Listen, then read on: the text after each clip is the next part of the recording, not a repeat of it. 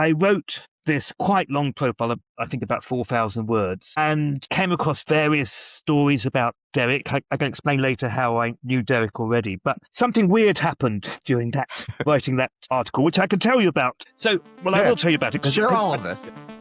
Welcome to the Orthogonal Bet, where we explore the weird and wonderful ideas that shape our world. It's a cabinet of curiosities for the ears and the mind. I'm your host, Samuel Arbesman, complexity scientist, author, and scientist in residence at Lux Capital. In this episode, I'm excited to have David Edmonds back on the podcast. Dave is the co-host of the Philosophy Bites podcast, as well as the best-selling author of numerous books about philosophy. And this time we discussed Parfit, his biography of the philosopher Derek Parfit, one of the most influential moral philosophers of the modern era. This book explores the life and philosophy of Parfit and is simply delightful, a wonderful exploration of Parfit's personality, his ideas, and his relationships with others. Dave and I had a chance to discuss what prompted him to write this book and the origins of the biography, as well as his personal relationship to Derek Parfit and Parfit's wife, the philosopher Janet Radcliffe Richards. We explored Parfit's philosophy on personal identity, self-defeating moral theories, and non-identity and population ethics. But we also discussed Parfit as a person, including how he changed over his life and his combination of extreme kindness and self-absorption. This conversation was fantastic, and I had a great time speaking with David. Let's begin. Dave, so great to be chatting again. Welcome back to the Orthogonal Bet. This is exciting. To be back. Thank you for having me. No, thank you. Yeah, and so I guess I'm reading your books out of order. Recently read your biography of Derek Parfit called Parfit and loved it. It was amazing. And I want to ask you lots of different questions and have a conversation about that. But maybe just the best place to start is just if you could share a little bit about what compelled you to write this biography. Well, it was partly because I was looking for a project. It was the beginning of COVID, and I had just decided to give up the day job for various reasons. And I had in the back of my mind that there was a book in Parfit because I'd written an article for a magazine called Prospect Magazine in the UK. They had run a poll, I think in 2014. They do this every year on the most important public intellectuals in the world. And it's a totally sort of random collection of people. Right. But on that poll of 50 names, it had Derek Parfit and it had Janet Radcliffe Richards. So I wrote to them and said, I'd had a relationship with Prospect. So I wrote to them and said, did you know they know each other quite well, these two people? They're in fact married. And they said, no, they didn't know that. So I said, well, how about I write a big profile of these two people who are both on your list of the most important public intellectuals in the world? They said yes. And so I wrote this quite long profile of, I think, about 4,000 words and came across various stories about Derek. I can explain later how I knew Derek already, but something weird happened during that writing that article, which I can tell you about. So, I will tell you about it. Share all of this. Well, it was important. I write about this in the preface, but right, because it was so strange, I thought this is very, very odd. And I think there must be a whole book in this guy, Derek Parfit. So what happened was that there'd been a big profile of Derek in the New Yorker, and it was a very elegant profile, but I knew that he was unhappy with a few bits of it. So I decided that I would send him my article just to fact check. I'd been to his house and to Janet's house, and I'd been sitting there and I'd been taking lots of notes on my laptop. And I sent him the article and said, just, make sure I haven't got anything wrong. And I went for a walk with my wife to, I can't remember where, but I know we were on the top of a hill somewhere when I looked on my mobile phone and there was a message from Derek. And it was a sort of nice message, started nice anyway. It said, I loved your book. He talked about the trolley book. I wrote a book called Would You Kill the Fat Man? I love Would You Kill the Fat Man, blah, blah, blah, blah. But I'm afraid, David, you must not publish this article. So I was very upset because I'd spent a long time writing it. And he'd included an attachment of errors. And I went back to my house and opened the attachment, and it had a long, long list of errors. And I began to look at them. And it was very odd because the first error didn't exist in the book, nor did the second error. The third error wasn't there, nor was the fourth. None of the errors he said were there were actually in the article. And then I realized eventually what had happened, which is instead of sending him the article, I'd sent him the notes that I had put together at his house when my laptop had been on my lap and I'd been quickly jotting things down that he and Janet were saying. And that article, that document was just full of sort of half sentences and sort of odd little facts. It was clearly not an article. Right. Nobody could have said, nobody in the whole world, apart from Derek, would have thought that that was an article. But because I'd said it was the article, he'd somehow taken it literally. And I thought, that's the strangest thing, one of the strangest things that's ever happened to me. Derek is very unusual. All the way back 2014, I knew that there was a book about Derek, who's a very important philosopher, but also a very interesting man. And I also have a personal connection, which, if you want, I can tell you about. Well, that's that's a wild story. Yeah. Maybe you can tell the personal connection as well, because it's more through Janet, I believe, right? Or at least it's closer through Janet.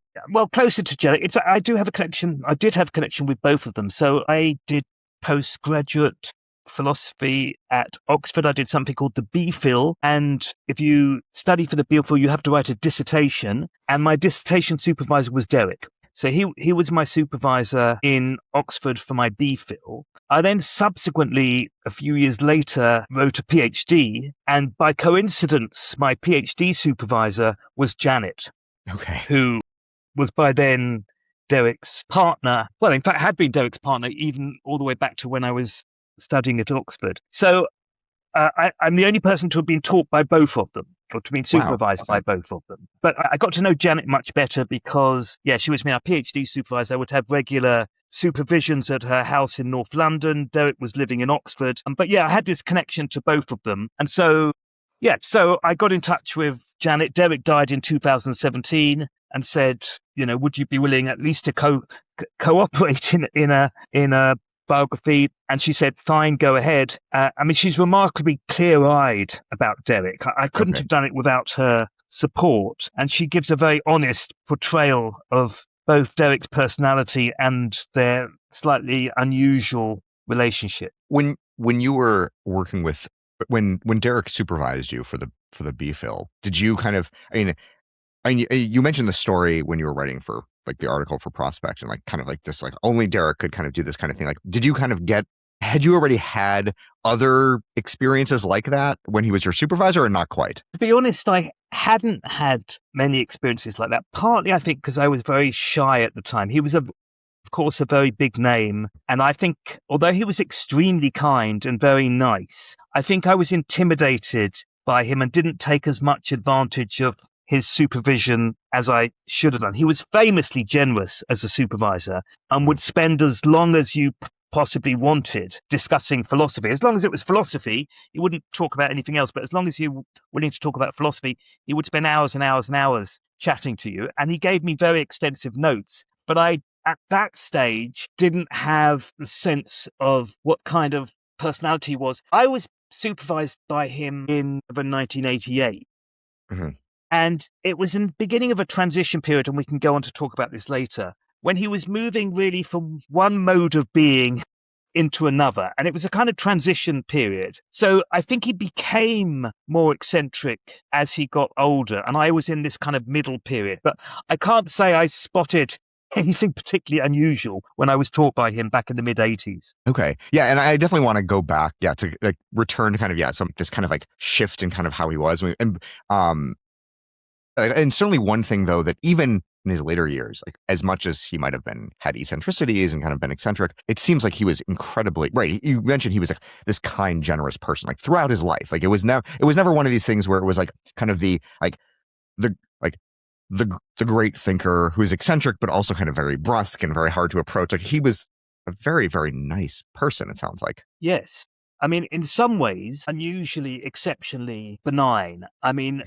Almost unprecedentedly so, in that in all my research, including going back and finding documentation when he was very young, all the diaries that he kept when he was 10 or 11 or 12, I never found a remark of his which was negative about anybody else. So that's exceptionally unusual as a character trait. I don't think he ever had a bad word to say about anybody. I don't think he ever had a malevolent thought about anybody. So he was exceptionally kind. he was also democratic to the extent that if you wanted to talk philosophy to him, he would talk to you, whatever level you were at. I mean, obviously, he preferred to engage with very high-end philosophers because obviously that was more interesting for him, but he would talk philosophy to anybody. So he was unusually benign. There was another side to him, which was he was exceptionally selfish. So he managed to combine being very kind with being utterly self-absorbed. And as a result of that, he could be inadvertently very cruel. What would be like an example of that kind of situation? Or well, I write about this when he becomes more obsessive about his work, which he does in the last 25 years of his life. It begins to preclude everything else. Yeah. And there are lots of very sad stories where people who regard him as a friend say, I'm getting married, come to my wedding, you're a very important person to me. And Derek says, well, I'm afraid I can't because I'm working on my book. I can't spare the time. There's a story which I think probably the story that reflects most badly on Derek is when one of his early girlfriends, who's a philosopher called Susan Hurley, who's the first female fellow at All Souls College, Oxford, returns to All Souls. Late in her life, she's only got 6 months to live, in fact. She's got cancer, and a mutual friend of theirs gets in touch with Derek, who's also in Oxford, and says, let's, for old time's sake, let's have a meal. And Derek says, sorry, I've got work to do. And this guy, who's a US academic now at University of Pennsylvania, said, I wanted to say, Derek, you're writing a book which is called On What Matters. Well, this really matters. right. Yeah. But for Derek, there were more important things. So even though this person or two people who meant a great deal to him or who had meant a great deal to him many years ago, they weren't important enough to him compared to his work for him to sacrifice any time. So that's what I mean by being very self-absorbed and selfish. His relationship with Janet was a bit I was like going that. to say that's also kind of another example of that kind of thing. Yeah. So he had an obsession with photography, and he would film the same cities every single year. So the three cities were Oxford, Leningrad, or St. Petersburg, and Venice. And, once he was returning from a conference, I think it was, and Janet was expecting to spend a bit of time with him, and instead he packed his bags and he went straight off to one of either Venice or Leningrad. I can't remember, it's in the book, because the weather was perfect to take the shots that he wanted to take. Again, I honestly don't think he intended to hurt anybody, and he would have been dismayed if he knew he was hurting people, but that was the side effect of his actions. Yeah. So yeah, maybe we can kind of go back into like early years of his life in terms of like, and because initially he didn't study philosophy. He got into it, I guess, somewhat later than many traditional and academic philosophers. Maybe you can kind of talk about a little bit, and then I want to get into his actual philosophy as well. But like how he very up getting into philosophy, and then kind of what sort of led to some of the research and the work that he started thinking about. Yeah. So very brief biography. He was born in Sure. China. His parents were both missionaries, Christian missionaries, who became disillusioned. All his four grandparents were Christian missionaries. They return during World War II. He eventually goes to prep school in Oxford, and then he wins a scholarship to Britain's most famous private school called Eton, where lots of prime ministers have been. Very, very famous school. He wins the top scholarship. He was an incredible student. He was the star student. He was easily the best student in every year, both at the Dragon School in Oxford, his prep school, and then at Eton. He won all the prizes. He did lots of things in those days. He played a musical instrument. He played chess. He was involved in debating. He was involved in acting. He was involved in student journalism. His teachers wanted him to be a historian, and he went to Oxford he won the scholarship. He went to Oxford to study history. His tutors adored him because he was a very, very talented historian. They wanted him to remain as a historian, but it didn't grab him. And then he won a Harkness Fellowship, which was in those days a 2-year fellowship to the United States. And he spent that at Columbia and Harvard. And that's when he first really properly was introduced to philosophy. He studied under John Rawls in Harvard. And Rawls was very, very impressed by him and wanted him to stay and do a PhD in Harvard. But the condition of the Harkness Fellowship was, and I was a Harkness Fellow as well, so I know this, you sign a document saying you will leave America after your fellowship. Go back. And you don't have to leave forever, but you have to stay out of the country. You can't work in the country or study in the country for at least 2 years, I think it was. Wow. And Derek tried to persuade the fellowship committee. Sometimes he didn't think the rules applied to him, actually. And this was an example. He tried to persuade them that actually he should be allowed to stay. But they said, no, on this rare occasion, he didn't get his way. They said, you've got to go back to the UK. So he went back and he started the BPhil, which is the philosophy degree that I was also talking about, that I did my dissertation with Derek with. He never completed it because... So I was going to say, in the BPhil, though, even though it sounds like it's like an undergraduate, it's really some sort of like postgraduate master's. Exactly. You're right. It's got B in the title, but it's really a master's. Okay, and actually a very prestigious master's. Yes, so right. in the 50s and 60s, you would get a BPhil and you'd go on and get an academic job. Right. You wouldn't need to get a PhD. And that fact, had he completed the BPhil, he could easily have got an academic job after completing BPhil, but he never completed it because he got this prize fellowship for 7 years at All Souls, which is a very prestigious Oxford college. In those days, the only place in Oxford, and I think the only place in the country where there were academics who were purely researchers, who had no teaching responsibility. So he'd never got a single philosophy qualification. His only qualification was a history degree. He junked the BPhil. He never got a PhD or anything like that. So he was always Mr. Parfit all his life. He never really had any kind of philosophy qualification. But winning this fellowship meant that he could spend 7 years sort of catching up with philosophy and reading about philosophy and writing about it. So that was the beginning of his philosophy career, which began in about 1967. Okay. And as he was exploring philosophy, he obviously ended up focusing on moral philosophy, but were there other areas that initially kind of caught his fancy, or was it like all moral philosophy all the time, kind of from the get-go? Yeah, I think he was very taken with moral philosophy, and to some extent, to less extent, with political philosophy. But no, lots of other topics interested him. In fact, the first topic that really grabbed him wasn't moral philosophy at all. It was personal identity. And he writes an article in 1971 when I think he's 29 years old. And that one article makes him internationally famous. Well, in the world of philosophy, he becomes internationally famous. Which is still impressive if you're in academia. Yeah. He's not the Beatles or anything like that, but he's within the world of academia. He becomes very famous, and it's a very long, very carefully written, analytically produced essay on what it is to be a person, what it is that makes me today the same person that I was yesterday and the same person that I will be tomorrow. And in that article, we see him taking advantage of some of the things that he will do for the rest of his philosophical career. So it's full of kind of imaginative thought experiments, for example. It's very carefully argued. It's very logical. It's very clear.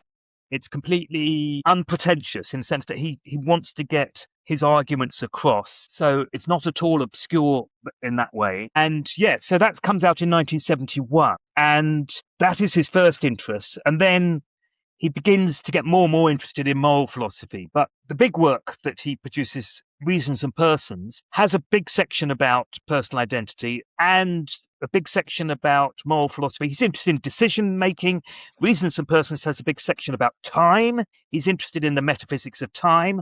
So there are lots of other areas apart from moral philosophy that he's interested in, but he's become most famous, I suppose, for his writings about moral philosophy. And I have to admit, I have not. And I've looked at Reasons and Persons. I have not gone through the entire thing. My sense is, though, he's trying to kind of, well, some of it's like, here's a whole bunch of different things I'm interested in, kind of putting it into a single book. But my sense is also his thinking on personal identity also has implications for kind of how we think about treating each other So there are like moral philosophical implications. Is that fair? That's absolutely fair. He has lots of these interests which he does shoehorn into one book, but they do have things in common. One of the things in common is that they all drive one towards a kind of impersonal ethics, away from a kind of egotistical ethics or an ethics which suggests that our primary obligations are purely to specific friends and family and so on. Most of the arguments do drive us in one direction. I think he never planned to put them all together. Yeah. But he doesn't produce any books. He gets his fellowship in 1967 for 7 years, gets another fellowship from 1974 for another 7 years to 1981. And then he expects to get elected to a senior fellowship at All Souls, which will give him a job for life. And it comes as an enormous shock to him when in 1981, they say, sorry, here you are, you've been at All Souls for 14 years. You wrote this great article about personal identity a long time ago. You've written a few other articles, but you haven't written a single book. And unless you write a book, we're going to give you another 3 years. We're going to chuck you out. And so it's at that moment in 1981, and he only has about a year and a half or 2 years because it takes a year by the time you've submitted your manuscript for a book to come out. It's at that moment he really becomes obsessive about his work, and he throws all his ideas into this one book, Reasons and Persons. At the time, he was thinking about 4 different books, or maybe even more. But because he's got to produce a book, and because he's got all these thoughts, he then throws it all together into this sort of incredible book. And you haven't read it, but and I've read parts. It definitely has like lots of it has distinctive parts. Yeah. It's got distinctive parts. So parts of it can be read in a discrete way. Right. It's not poetry. It's definitely not poetry, but it is extremely rewarding. So if you have the time, it's very clear from like the parts I've read. It's not right. Sometimes the sentences are a little convoluted, but he's not trying to be esoteric. It's supposed to be very like here's this, and like each thing kind of leads inexorably to the next thing. It's both very clear and very dense. It's dense in the sense that there are so many arguments. Yeah. It's so rich in arguments, but it is clear. And if you have the time, it's an incredible book, really. And it's very, very compelling. And section 3 is about personal identity. Section 4 is about future people, where one or two other people had written about our obligations to people who are not yet born. But Derek really invents this whole subgenre of moral philosophy, which is population ethics, which is how we should think about people who are not yet on planet Earth, but will be, and what our responsibilities are towards them. Yeah. And maybe you could, because I feel like from reading your book and then reading parts of Reasons and Persons, there's kind of like a few different kind of chunks, and I want to focus on like the non-identity and future people and population ethics. Maybe stepping back a little bit, he begins with this idea of like self-defeating moral theories as kind of like, and because he's also trying to say, okay, how can we think about, and I think he discusses it in the beginning of the book, where he says, like, even though you might think philosophy and morality and ethics has like a very long history, we really have only started thinking about these things as distinct from religious ideas for a very short, like civilizational amount of time. And so therefore there's still a lot to be done. And so he's trying to say, okay, what are the moral theories that actually work? And so he has this idea of like self-defeating moral theories. And maybe you can talk about that. And then as well as kind of like the personal identity and like the transporter stuff. And then we can get to the population ethics. Okay. Well, let's do them one by one, because otherwise I'll be speaking for about, I just threw a lot at you. About 25 minutes. So the self-defeating stuff is, one is asked to believe that perhaps the moral theory we should adopt is that one should do what is best for oneself. One should be an egotist in that sense. And he has all sorts of examples to show that if you try to be like that, you'll end up doing things which are worse for you. And actually, it's better for us if we're not totally egotistical. For one thing, he's got thought experiments about this. The prisoner's dilemma is a sort of example like this, is that if we don't cooperate, if we all act egotistically, we'll all be worse off than if we cooperate. I don't know if your listeners will know what the prisoner's dilemma is, but it's a very famous thought experiment in game theory. But he has another one about thought experiment called the hitchhiker's thought experiment, where he imagines that he's in a desert and he's desperately needs to get into the city and he's very thirsty, and a car arrives and he says to the driver, please take me to the city, and if you do, I'll pay you some money when we get there. But he's completely transparent, and the driver can see that he's a egotist. And so the driver can see that when he actually gets to the city, there's no point paying him Right. any money Yeah. because by that stage, he's already safe. So what would be the point? So in those kind of situations, it helps to be trusted and be trustworthy. It's going to be better for you. It would be better for the person in the desert if he was naturally trustworthy, because then he would get a lift, because then the driver would know that he would get his money. And there are lots and lots and lots of cases like that. So by self-defeating, he means that if we attempt to, there are various ways things can be self-defeating, but one way they can be self-defeating is if we attempt to pursue our ends in this particular way, we'll end up actually not achieving them. So they can be self-defeating in that way. You're right that he thought that this was the beginning of secular ethics. I mentioned that he was the product of parents who were Christian missionaries and grandparents who were Christian missionaries. And he'd abandoned his faith when he was about 7 years old because he decided that the idea of punishment and God was incompatible, that God could never send anybody to hell. That was a ridiculous notion. And he'd abandoned his faith. And obviously, we now live in a secular age, but most people who'd written about ethics had written about it from a religious perspective. And so he wanted to construct ethics on a secular basis. And that was his, I guess, his overarching project. So and you can ask me about personal identity as well and future people, but I'll pause there for a second. No, that was very helpful. Thank you. Yeah, and I guess related to personal identity. I mean, like one of the classic thought experiments he uses is the transporter, like the Star Trek transporter. Although my sense is I think you mentioned in the book, even though he wrote this in the early 1970s, he had clearly never seen Star Trek. Is that kind of the implication? Yeah, that he somehow just kind of came up with it independently? Yeah, he'd never seen Star Trek. He does come up with it on his own. The teletransporter is a bit like the teletransporter in Star Trek. So you go into a machine and a copy is made of all your cells and you become unconscious, but the copy is beamed to Mars or planet Zog or whatever. And then later on, the copy disappears in some way and you return to your life. You're no longer unconscious. And then one day what happens is that the scientists say, we've made a breakthrough. This time you can talk to your copy. And you think, wow, that's amazing. There's kind of two of me. And then the scientist says, oh, God, we've just discovered that there's a flaw in this experiment and you're going to have a cardiac event and you will die, but your copy will continue to exist. Derek's question is, well, what should you think about this? This copy of you on Mars or Zog or whatever has all your memories, has all your character dispositions, your personality, but it's a copy of you. In fact, in Star Trek, I looked into this, it's never quite clear what happens in the teletransporter because there are two possibilities. Either a copy is made of you and there's a physical replica of you on another planet, or you are broken up into a trillion little pieces, beamed to Mars and reconstructed.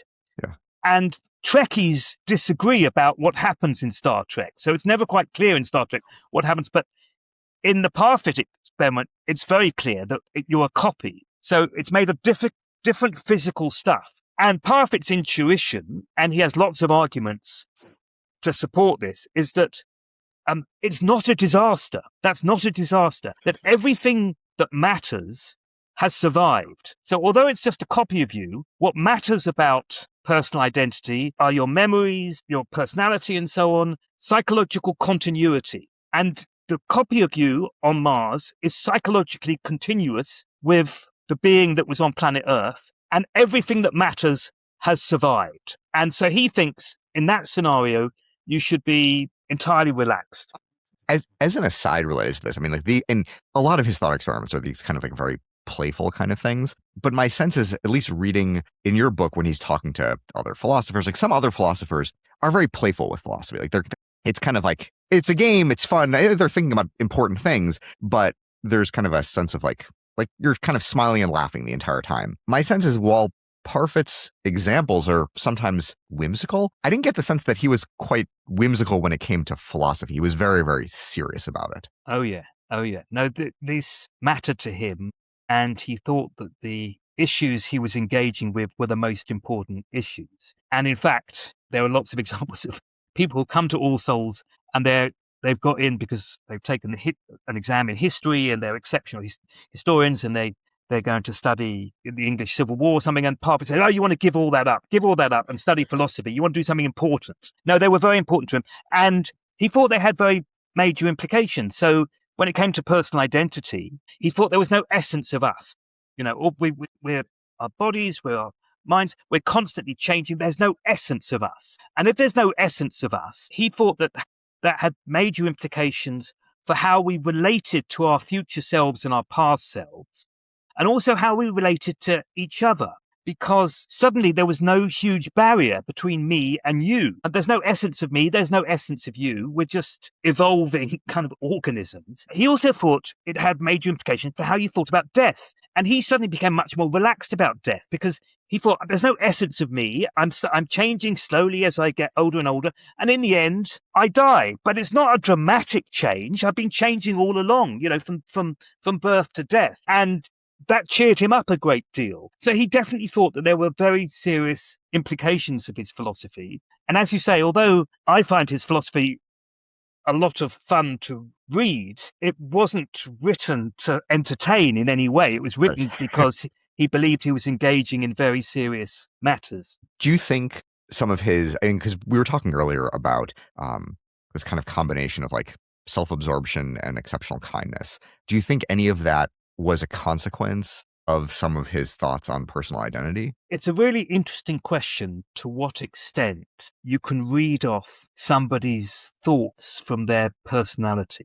And it's another very interesting question to what extent that matters. So to answer the second question first, you might think, well, I can read off these ideas from his personality or from somebody's personality, but that doesn't matter because who cares about the genealogy of it, right? Mm-hmm. I mean, all we care about is the power of the ideas. So who cares that one might better predict that this particular person would come up with this particular way of viewing the world? What we want to look at is, do the arguments make sense? Is the logic watertight? And so on. So putting that to one side, I think there are lots of aspects of his philosophy which mesh very well with his unusual personality. One is, when it comes to personal identity, he has a very weak sense of his biography. He has very weak memory about what his time was like at school, or at college. And in a way that aligns quite well with his philosophy. I mentioned the obsession with photography. I think that's probably linked as well to his personality because he couldn't conjure up images. This is a condition that affects a small number of people, 1 or 2% of the population. He was incapable of conjuring up mental images. And I think taking photos was a way of capturing the world because he couldn't recall the world.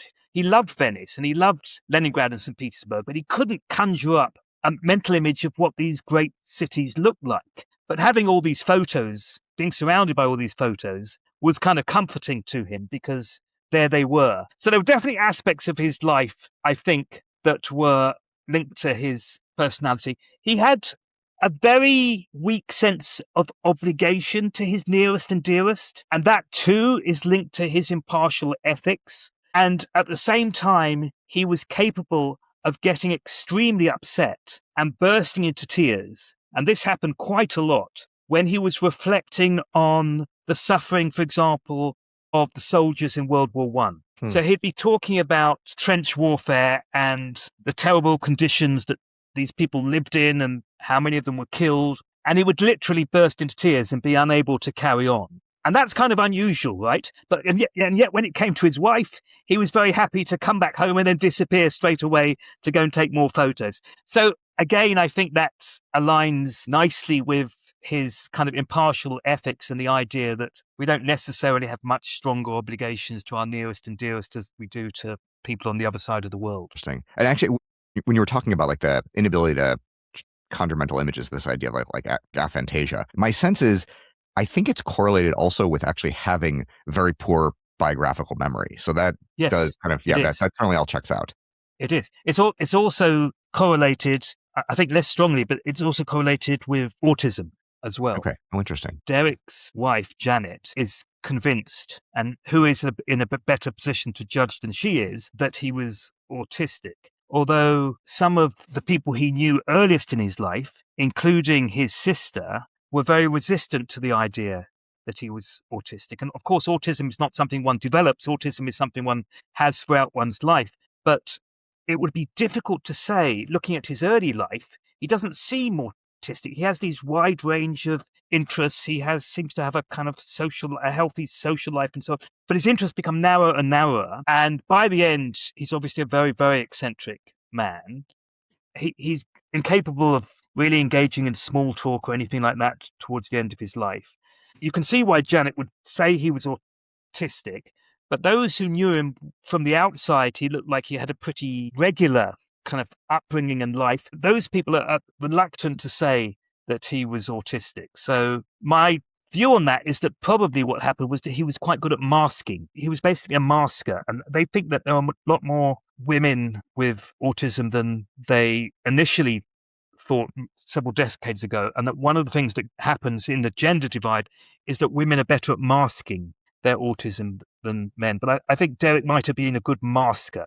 So he might have been able to hide some of the aspects of his personality, which he was able, once he became a Fellow of All Souls, he was able to be the real Derek, the Derek that I think he felt came most naturally to him, which was the Derek who sat in his study, writing about philosophy, talking about philosophy, occasionally ventured outside to go to a philosophy seminar or to go abroad to teach philosophy, but a Derek who didn't have to make any small talk about the weather. Yeah, at the end of your book, you talk a little bit about how your thinking has changed about like kind of the like earlier part of Derek's life, kind of later.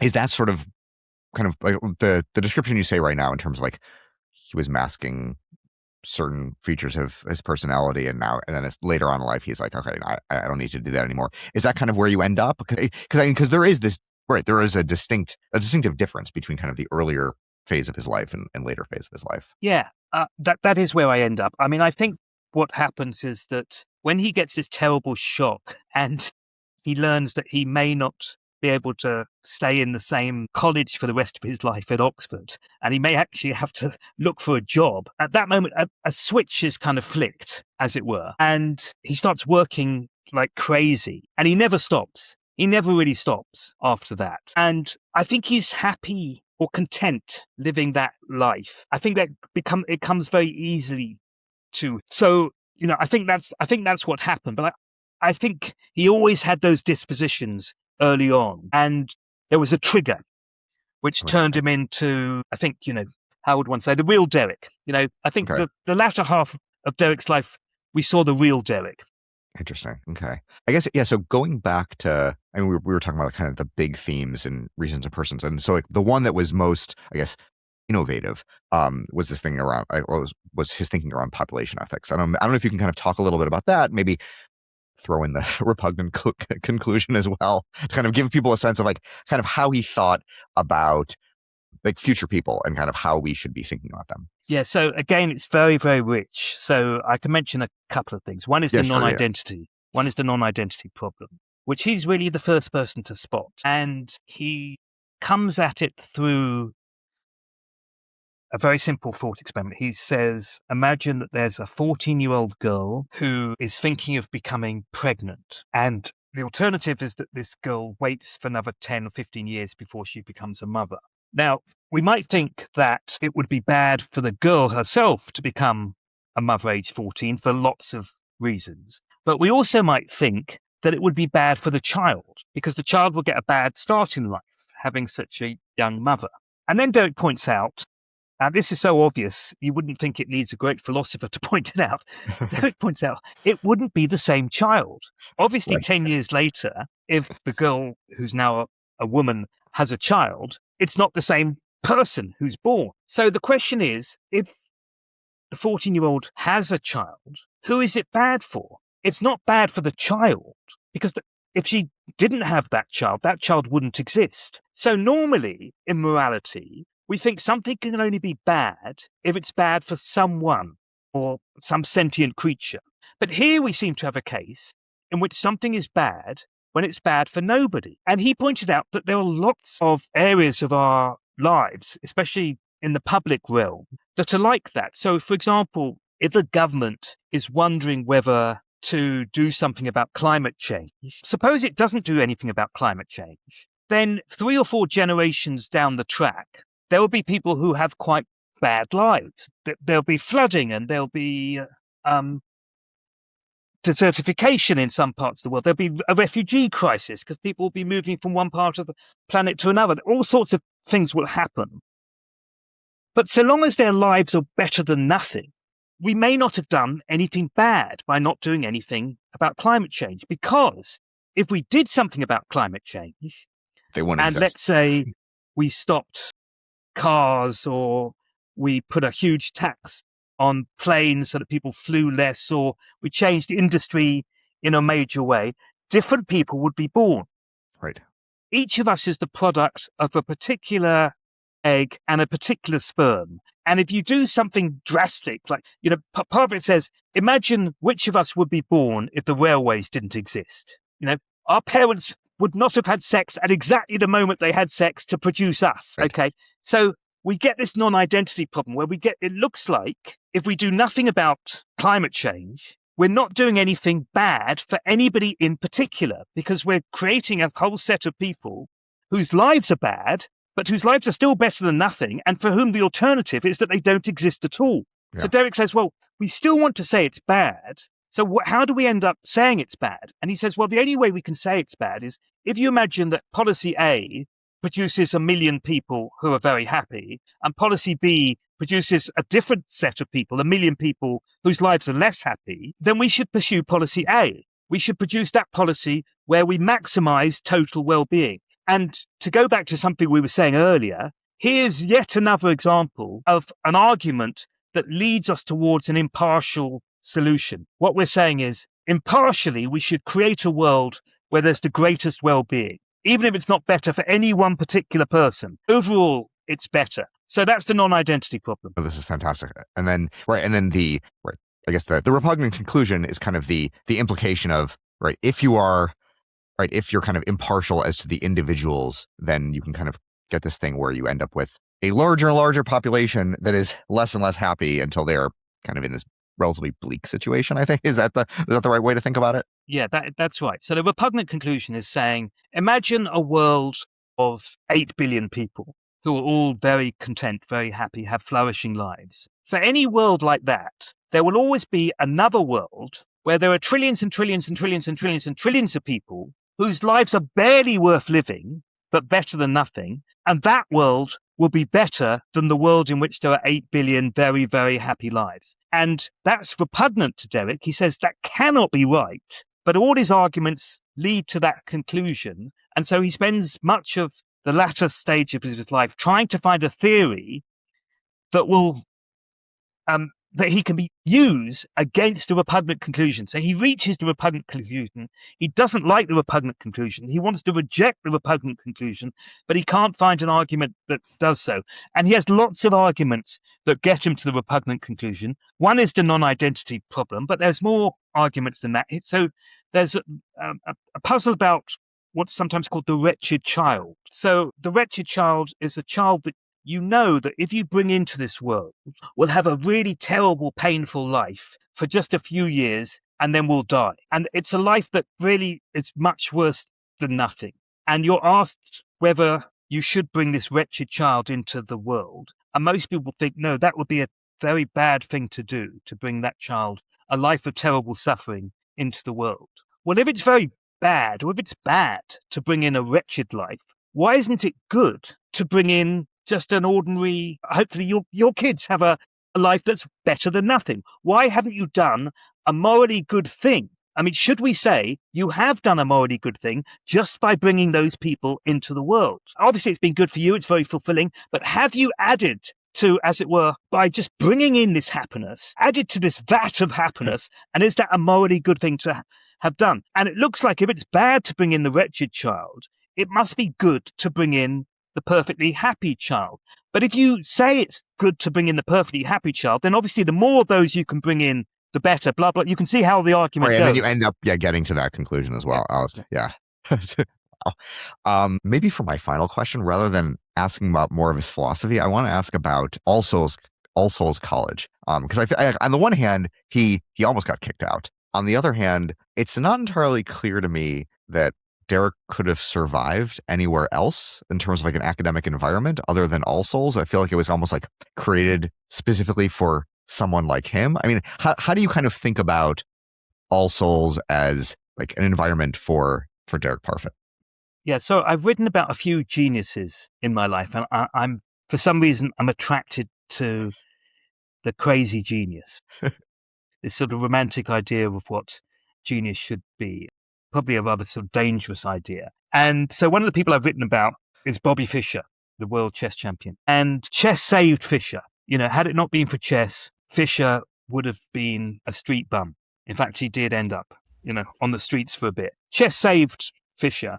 And I think All Souls saved Derek. You know, there aren't many places where Derek would have been allowed to live the life that he led. Although in some ways All Souls and Derek had a conflicted relationship. I think it's fantastic that places like All Souls exist for people like Derek. They got irritated with him for various reasons. One was that it's a very traditional place. And when you went for supper, the idea was that after you had your first course and your main course and your pudding, you went to a separate room and had port and fruit and cheese and stuff. And that was expected of you. But Derek didn't have any time for any of that. And he led the great dessert walkout and started going back to his room to work. And eventually other fellows began to follow, and he sort of broke this tradition.